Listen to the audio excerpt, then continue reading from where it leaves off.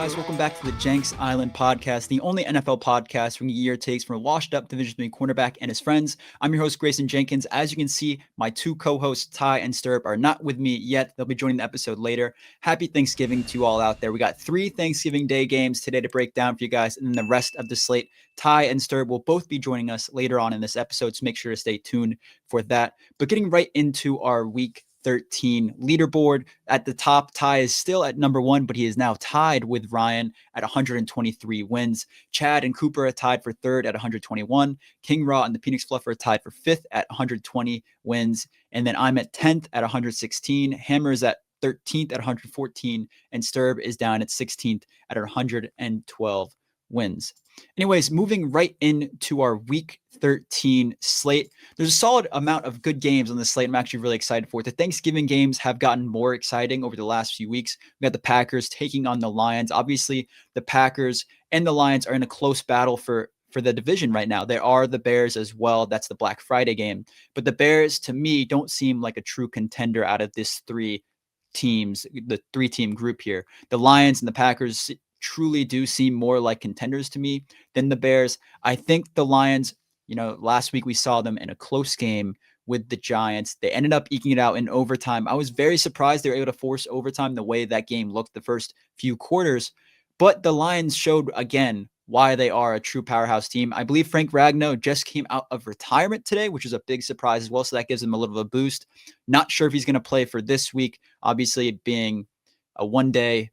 So technically, it was yesterday for you guys tuning in today on Thanksgiving, but it was today for me as I record this. But Frank Ragnow announced that he's coming back to the game, which means the Lions are going to be beefed up on the O-line, literally. The Packers don't have to face that this week, I don't believe, so that won't be too big of an impact on this game.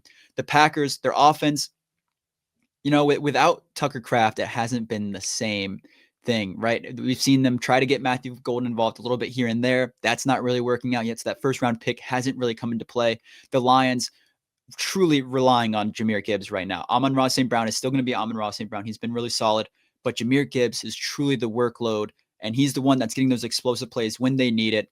I'm going to take the Lions here on Thanksgiving at home at Ford Field. I think the Lions can pull this one out over the Packers and inch their way closer to that division title. Moving on to our next Thanksgiving Day game, we got the Chiefs taking on the Cowboys. The Cowboys defense has slowly turned it around the last couple weeks after the trade deadline with getting Quinn Williams over there. They held the Eagles to less than 20. I expected them to have 30 points against this Cowboys team. But like we've said in the past few weeks now, in this whole season, honestly, that Kevin Patullo has been killing that Eagles offense. In the second half of that game, they scored 21 unanswered, the Cowboys did. The Eagles were not able to score at all, leading to a Cowboys game-winning field goal to end that one. Really impressive feat for that Cowboys team against an Eagles team that their defense has been really solid this year. Scoring 21 unanswered is no joke. George Pickens is playing lights out. CeeDee Lamb is still CeeDee Lamb, but he hasn't been playing as too high of a level as he usually does.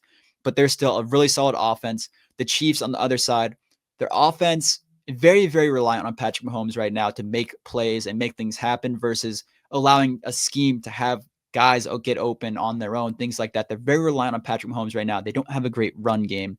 I'm going to go with the Cowboys here at home on Thanksgiving Day. It's a little bit of a surprise pick. I wanted to go with the Chiefs here, but my gut is saying that the Cowboys defense will be able to hold them up a little bit, and their offense is more powerful than the Chiefs offense. So give me the Cowboys here, bringing home a win on Thanksgiving. Moving on to the final Thanksgiving Day game, we got the Bengals taking on the Ravens.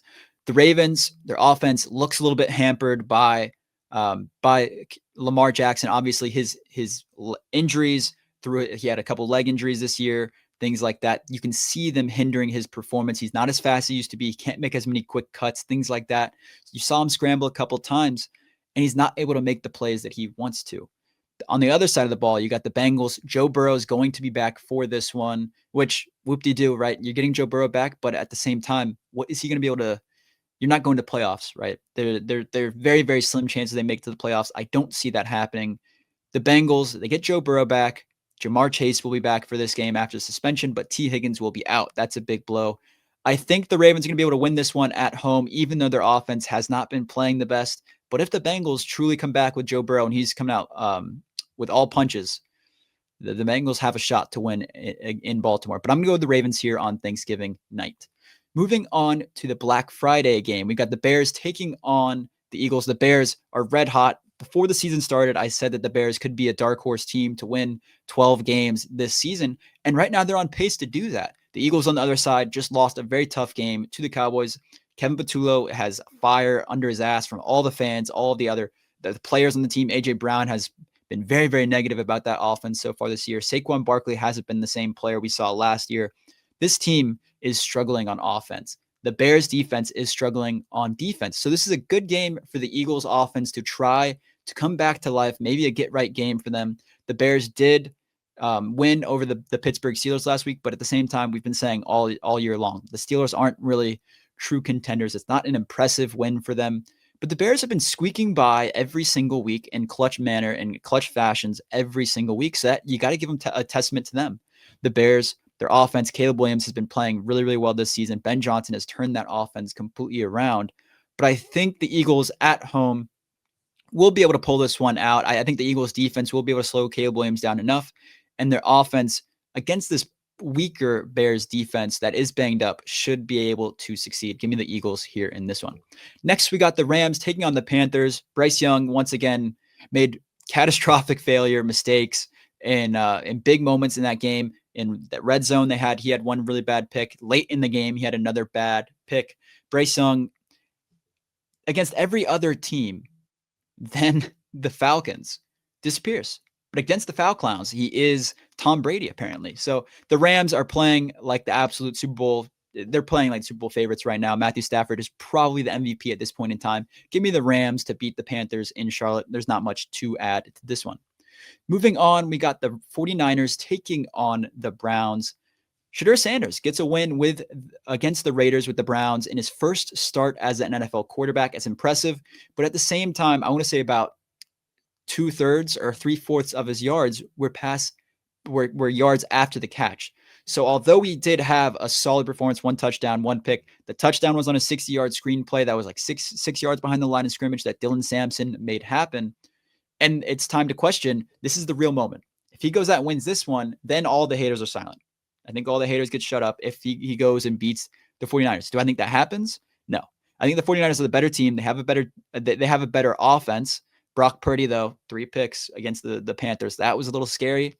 I do think they'll be able to pull this one out. I think the 49ers win against the Browns. But again, like we've said all year, the Browns defense has been putting them in position to win games as long as they have a solid at best offensive performance. So if that offense comes into town or at home, goes into the stadium and they put up 20, 24 points, maybe they win this game. Or if the Browns get a pick 6, maybe they win this game. I do not think that Shedeur Sanders is the reason that they're going to win this game over the 49ers. So for that reason, I'm going to go with the 49ers here. I'm going to pick them. I do think they'll be able to bounce back offensively this week. Brock Purdy is coming back from injury, things like that. You see that a little bit of a slow start for them there, but I do think he bounces back in this one. Give me the 49ers.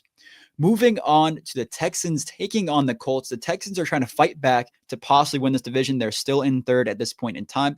The Colts did lose last week to the Chiefs. They choked away their lead to the Chiefs. They had an 11-point lead in the fourth quarter, choked it away. We saw that offense slowly come to a halt in that fourth quarter. It was painful to watch against the Chiefs defense that is nothing. And they're still a solid defense, but they're nothing compared to this Texans defense that has time in and time again just absolutely beat the shit out of teams left and right. And for that reason, I'm going to go with the Texans here with whether it be Davis Mills or CJ Stroud. I think the Texans get the win in Indianapolis because they're going to be able to get pressure on Daniel Jones. And when you get pressure on Daniel Jones, bad things happen for the Colts offense. We saw it against the Falcons. They were able to win that game against the Falcons, but he was struggling in that one. If the Texans are able to repeat that and slow down Jonathan Taylor like the Chiefs did last week, they can get this win. So I'm going to go with the Texans here in Indianapolis. A big upset and huge for that divisional playoff race. Moving on, we got my Saints taking on the Dolphins in Miami. Saints, I was really, really let down. Really let down last week. We beat the Panthers, right, pretty well. We made their offense look really poor, and the Saints' offense looked good at the same time. I think Tyler Shuck played a really solid game against the Panthers. You get a bye week. You come into this one. Kellen Moore absolutely shit the bed with play calling. Terrible play calling. And Tyler Shuck played an okay game. C plus probably is what I would grade it. But their defense was really a letdown in that second half. They were letting big plays start to happen, and it happens if your offense can't score. There were plenty of opportunities. They were 0 for 3, I believe 0 for 4 in the Falcons' territory at the end of the game. They had that late drive. I'm not really counting that. So 0 for 3 in the red zone for the Saints in this one. It can't happen. They're last in red zone efficiency in the league by a wide margin, I believe like 5 to 6% behind the 31st worst team, which is just not what you want to see at all. The Dolphins on the other side, their offense is starting to heat up a little bit with Jalen Waddle and Tua getting a better connection now that, after a few weeks of, getting together after Tyreek's injury. It's been a little while now, but their offense is starting to be a little bit what we're more accustomed to. Devin Chan is playing really, really well as well.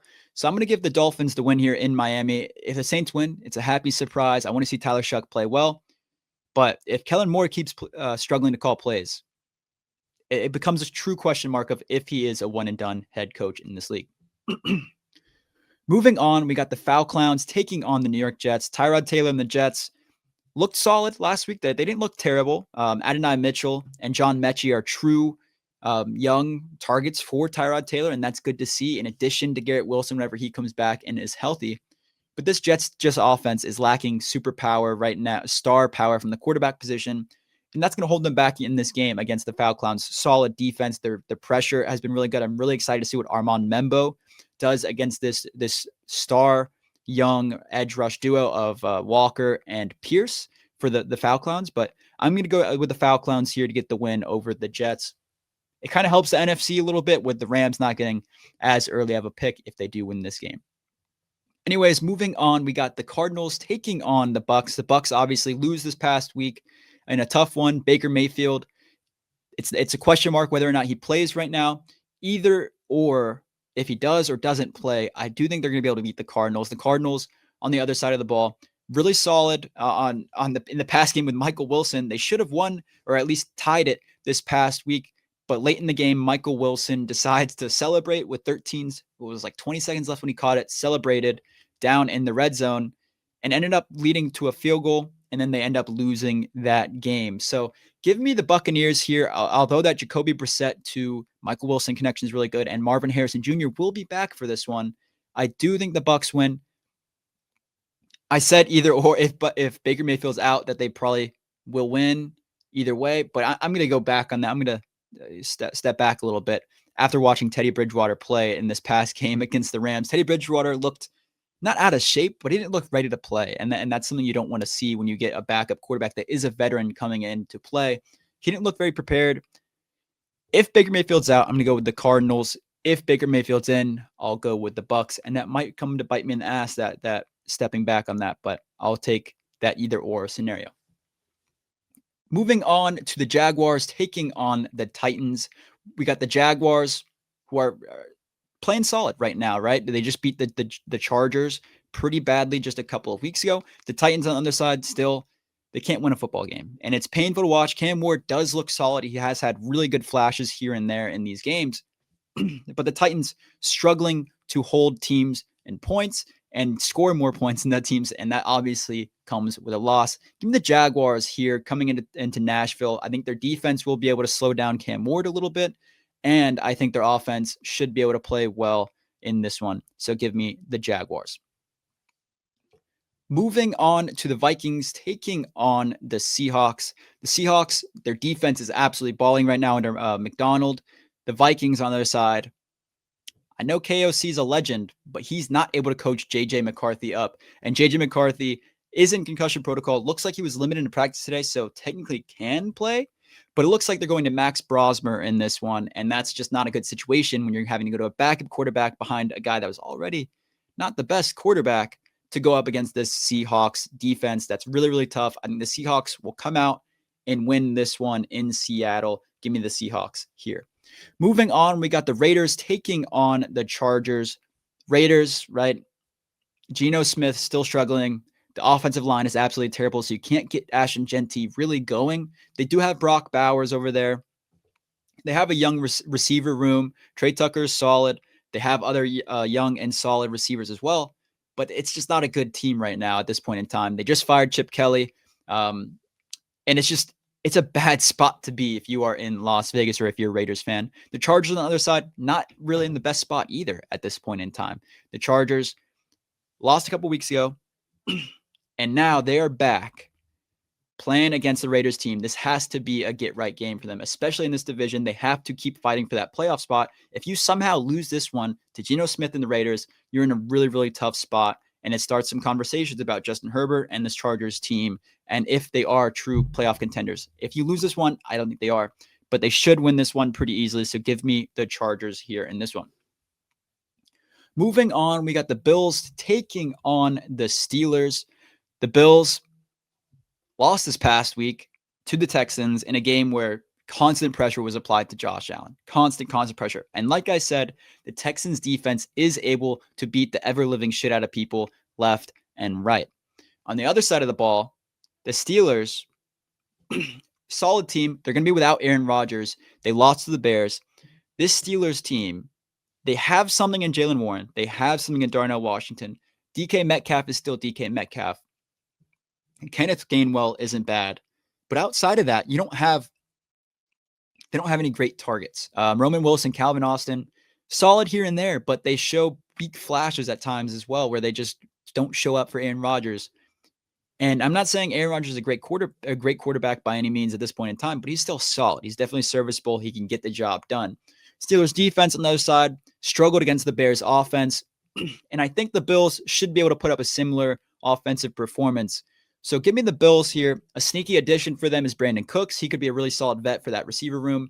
Maybe give Josh Allen a slight deep threat more than what he has right now that has a little bit of better hands. He's been making good plays for the Saints. So give me the Bills going into Pittsburgh and getting a win. Moving on to the Broncos-Commanders game, Sterb and Ty have officially entered the building. They're in to talk about these last two games to give our hot takes and sleepers. Ty, this is all you. Broncos-Commanders, what do you got for us? Yeah, I'm excited. I'm going to be at the game actually on Sunday with my family, so good game to get to. You know, it seems like Jaden Daniels is not going to be playing on Sunday. Obviously, that would have made it a more exciting game to go to, despite, the Commanders' struggles. And I was looking at their injury report a little bit earlier today. It looks like Chris Rodriguez, a guy who kind of has been the lead back to them, especially last week with JCM struggling.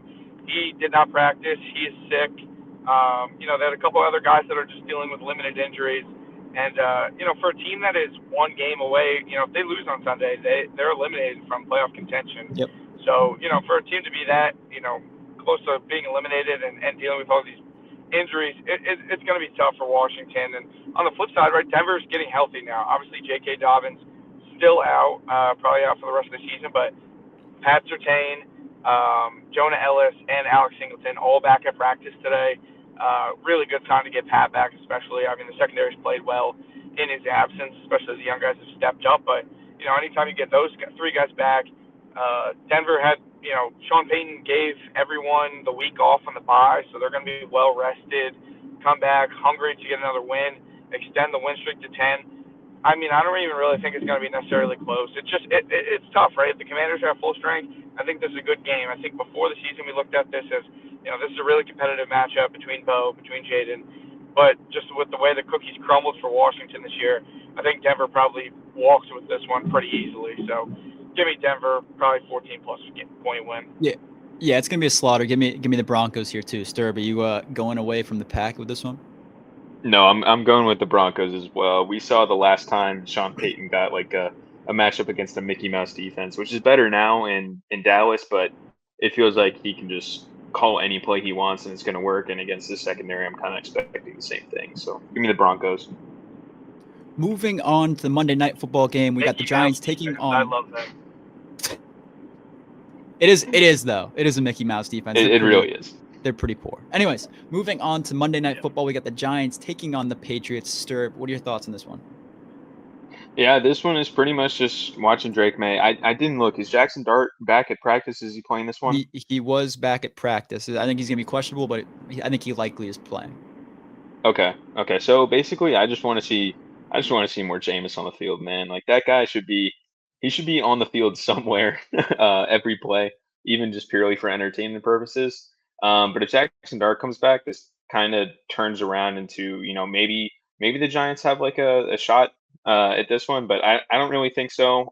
Without him, it's kind of just like a ghost of a team, and it's like, Jameis, can you throw for 403 touchdowns, and can you throw less than 3 picks, and then maybe we'll win. But against Drake May and this Pats offense is kind of rolling right now.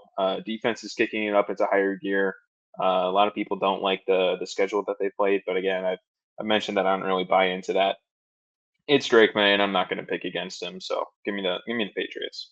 Yeah, give me the Patriots here too. I think the Giants are a solid team like that. They've been playing well on offense, better than I expected with Malik down and Cam Scatterbu down, but they're playing solid. So give me the Patriots here in this one. Ty, who do you got?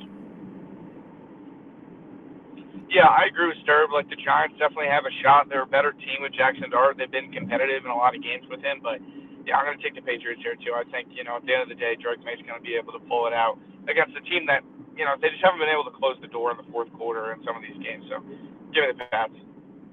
I wish we got Sorry, go ahead, sir.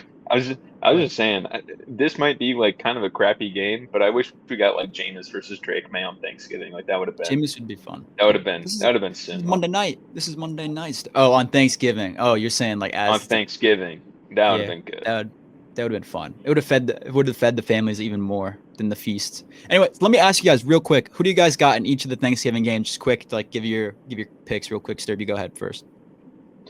Yeah, I'm gonna go Packers, and then this Chiefs Cowboys game. It's if the Chiefs weren't like backed in the corner, and the Chiefs are like a 9-8 win team at this point, then I'd be picking the Cowboys just because the Cowboys looked really really good this past week. Yep. I think like if the season like started over, I'd definitely be picking them as a playoff team, but they kind of dug themselves a hole, and so have the Chiefs. So I'm going with the Chiefs in this one. The same logic pretty much as last week. They need a win. And then I'm going with the Ravens in the Ravens-Bengals game. I ended up picking. I went with the Lions, the Cowboys, and the Ravens. So a little bit different there on my picks. But that'll do it for our Week 13 picks. We'll move on to hot takes and sleepers really quickly. Sterb, who's going to be your fantasy sleeper of the week? Yeah, you're really going to like this one. It's going to be Pat Bryant. We mentioned that that Washington defense is like it's really really bad. Jason's trying to contain himself right now. Did I steal yours? I was about to drop Pat Bryant as my sleeper. So we're on the same boat. We're in the same. I'll let you finish there. Great minds think alike. I had a couple guys that I was like, looks like good matchup, and then I was like, oh yeah, it's Pat Bryant. He had 5 receptions for 82 yards, and then has just been out of sight, out of mind since the bye week. And now he's coming back, and like I mentioned, when Sean Payton goes up against a Mickey Mouse defense, the term that Ty liked, it feels like they can literally just call whatever they want. And the fact that like they seem to be ramping up Pat Bryant more and more and more is kind of telltale. Well, the other weapons are, they're not the most trustworthy as we've kind of mentioned on this podcast. I feel like Pat Bryant has probably some of the best hands on the team. It's a low bar. But still, the fact that this guy's getting 5 for 82 against the Chiefs, and then he's kind of just, I guarantee he's on your waivers right now if you're in a redraft league. I don't think anyone's playing him, and I think he can be like in a deeper league, especially like a solid like flex 2 play if you like need someone as a band-aid for this week. So I'm gonna go Pat Bryant. Yeah, I'm blown. Pat Bryant it was my pick as well, and I was gonna be like, I've been a Pat Bryant disciple since the draft. My moment has finally come. Yeah, I think Pat Bryant is set up for a really nice game here. He's slowly been adding more and more into that Broncos offense. And you even see the Broncos fans kind of realizing that he is possibly the future after, Cortland Sutton and Troy Franklin. Like, he's been getting a lot of targets, but he doesn't necessarily have like the hands that Pat Bryant has. Ty, you're going to be happy. Both of us chose Pat Bryant as our sleeper of the week for fantasy. So real quick, what are your thoughts on that? And then who is your fantasy sleeper of the week for this week, if you have one?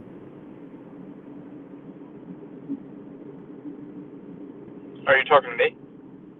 Yes. Yeah. Ty, I was asking. So we both picked Pat Bryant for our. Oh, this is so bad. This is so. All right.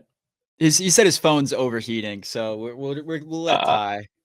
we'll let Ty he's driving. We'll He's assume he driving picked Pat home. Bryant as well. Yeah, we'll assume the Pat Bryant pick as well. But moving on to hot takes, Sterb, what is your hot take of the week going to be? Yeah, so I struggled coming up with one kind of for this week, but I think I'm going to pick the Bears over the Eagles just to win straight up in that Black Friday game. And another like part of the hot take I had is like the Bears could, I think over the offseason, I think I could very easily see myself picking them to get to the NFC Championship game next season because, that defense is so banged up right now. The secondary is a shell of itself when you compare it to, where it was at week 1 or 2 of the season. And you got Dennis Allen over there up and down as a defensive coordinator only. But in terms of like adding talent in the draft, they had a couple weird draft picks this past draft where it's like they haven't quite returned value yet. But I do trust Ben Johnson to utilize the guys that he's getting. Ryan Poles, I don't know. I'm a little shaky on Ryan Poles still, but for just this week, I guess, Bears over Eagles is a hot take. I think Bears are like plus 270 the last time I saw, but I'm in on this team right now, and I'm in on this team in the long term as well. I don't think they can win. I don't know if they can win a playoff game just because of their defense, and it's so bad. And their linebackers were absolutely atrocious this past week as well. But yeah, give me the Bears as my long term team and my short term team right now is my hot take. I like it. Yeah, before the season, I was really high on them in comparison to other people, especially in like the pre-training camp part of the offseason. I was really high on them. My Ty said re-add him, and then he just texted and said, "Yeah, RIP, I can't hear shit." So Ty, it sounds like Ty is in a tough spot. But my hot take of the week is gonna be that the Texans win by 10 plus points over the Colts. I think their defense, like I said this before you joined, Sterb, is that they're really gonna. I think their defense is gonna just let all hell loose on Daniel Jones, and then Daniel Jones with pressure is a much worse quarterback than he is without pressure. And so when they get that on him, I think he's gonna definitely make some mistakes, and that could be very costly. I think the Texans could capitalize on some turnovers, slow down Jonathan Taylor, and get the win in this one. Anyways, that'll do it for our Week 13 picks. Sterb and Ty, you guys both enjoy your Thanksgiving, as well as all the listeners out there. Make sure to enjoy your Thanksgiving. Sterb, I've asked Ty this before, but what is your number one Thanksgiving food item on the table? Oh, man, you can't pick just one. I mean, I go back for 4 or 5 plates. But on my first plate, I'll give you my first plate breakdown. I got to have a couple pieces of turkey, obviously. We normally have ham at mine, so I go like equal ratio turkey and ham just because all things equal, I'm picking ham over turkey every time. Ham is better. It's superior. It's way better. But I got to have turkey on Thanksgiving. Got to have stuffing. Got to have some cranberry sauce, gravy. I get some green beans, and I get some sweet potato casserole and mac and cheese my first plate. And then like once I go back and get the repeats, you find out what dishes are good. You get those on your second, third, fourth plates. You just load up. This is my plate. This is how my plate looks. I got a couple rolls, maybe three. Start out with 3 rolls. You can't forget the rolls, man. They are an MVP. I can forget the rolls. They are an MVP of Thanksgiving dinner. That's how you fill up too fast. They go underrated every single year. Anyways, the rest of the plate, I got ham turkey, like you said. I think ham is superior, but you got to have a little bit of turkey, cranberry sauce, and then some corn, and that's it. And that's a Thanksgiving plate. Are you serious? I'm dead serious. I've gotten hate for this every single year of Thanksgiving. Every single year of Thanksgiving. But those are my most valuable dishes. Those are the dishes I can't live without. Everything else I've just like you get to pick the foods that are on your plate, right? Yeah. But I don't like mashed potatoes. I don't like half the other items. Oh, I forgot about mashed potatoes for sure for me. Yeah, not a mashed potatoes guy. Get hate every year that we do this little question rightfully on the pod. But anyways, I'm glad you guys are able to hop on to end the episode. Ty got in the Broncos game. At least we got Ty's spiel about the Broncos absolutely demolishing the Commanders. So I'm glad you guys hopped on. Make sure for everyone listening out there to comment your thoughts and your most valuable Thanksgiving food as well. We will see you guys next week. You guys know where to check us out on social media at Jenks Island and Jenks Island for wherever you get your podcast. We'll see you guys next week.